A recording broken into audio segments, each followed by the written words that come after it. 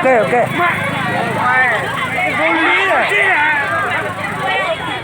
Dân tập tục ở đâu bắt vợ. Hai nhau chỉ thị.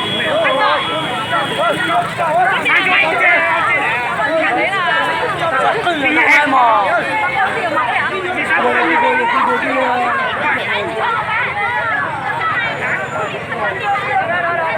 Cái này không được rồi.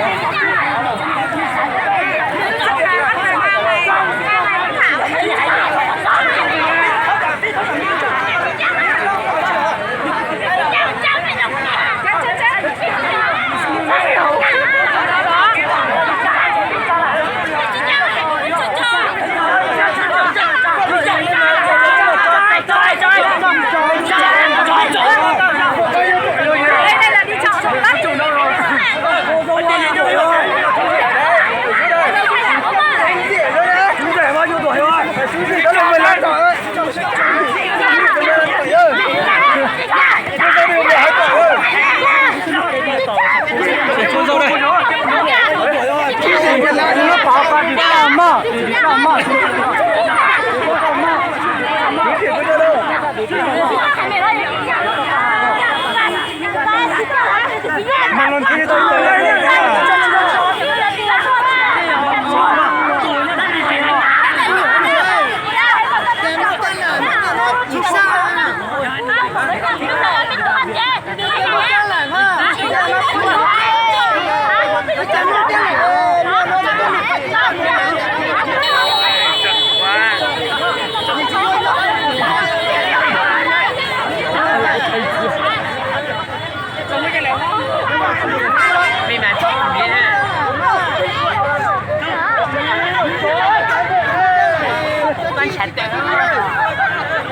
có cần mẹ nó vào ngăn nữa không? Đấy, phải không? Phải mẹ đâu? À, đúng rồi.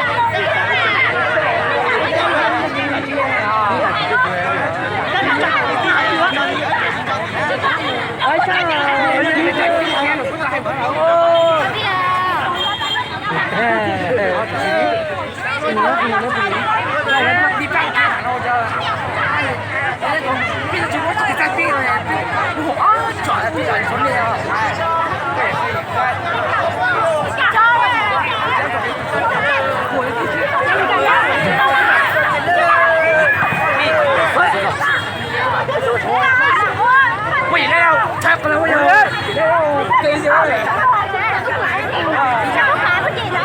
Chạy muốn chân lợn nào nó nhắc gì xa. Bà đây nè. Đây chối bà đây nè. Ba có chối.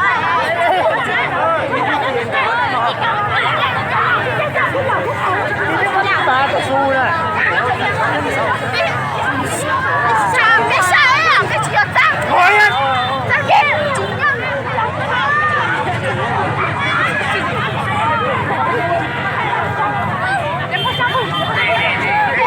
Mình xỉu nữa xe. Ôi nó nó tối liền nó là trong cái bao luôn. Nhiều không?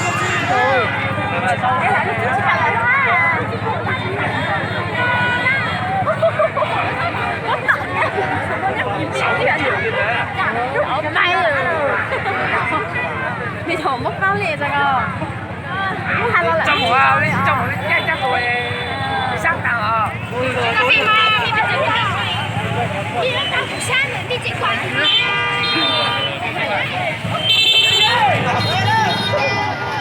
Về rồi, về rồi, về rồi.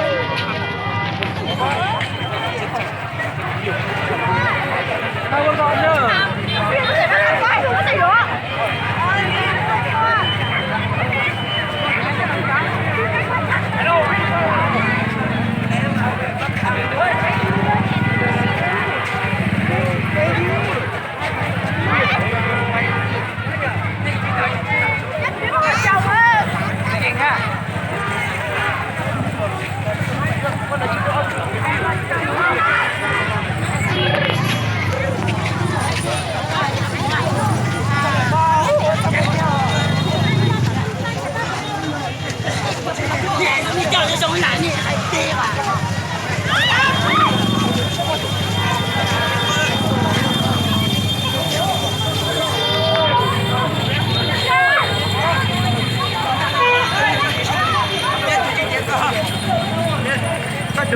到现在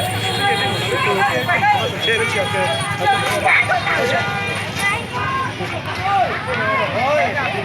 คนใส่นอกปากตัวเองตัวคนปากเขาตัวคนตัวปากเขาตัว